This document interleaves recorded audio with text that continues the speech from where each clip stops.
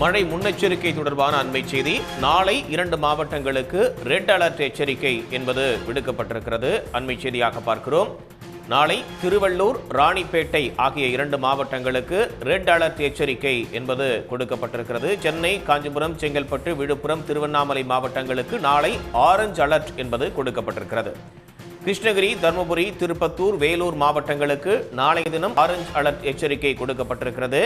செங்கல்பட்டு, விழுப்புரம், கடலூர், மயிலாடுதுறை, நாகை மாவட்டங்களுக்கு red alert எச்சரிக்கை என்பது கொடுக்கப்பட்டிருக்கிறது. இன்றைய தினம்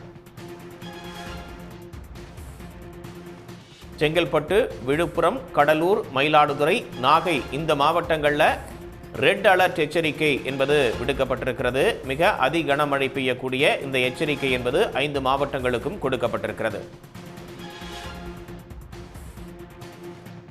சென்னையில் இன்று மிக கனமழை பெய்ய வாய்ப்பு இருப்பதாகவும் வானிலை ஆய்வு மையம் தெரிவித்திருக்கிறது. திருவள்ளூர், ராணிப்பேட்டை, காஞ்சிபுரம், திருவண்ணாமலை மாவட்டங்களில் இன்று மிக கனமழைக்கு வாய்ப்பு இருப்பதாகவும், சேலம், கள்ளக்குறிச்சி, திருச்சி, பெரம்பலூர், அரியலூர் மாவட்டங்களிலும் இன்றைய தினம் மிக கனமழை பெய்வதற்கான வாய்ப்பு என்றும், தஞ்சை, திருவாரூர், புதுக்கோட்டை மாவட்டங்களில் மிக கனமழை பெய்வதற்கான வாய்ப்பு இருப்பதாகவும் கணிக்கப்பட்டிருக்கிறது.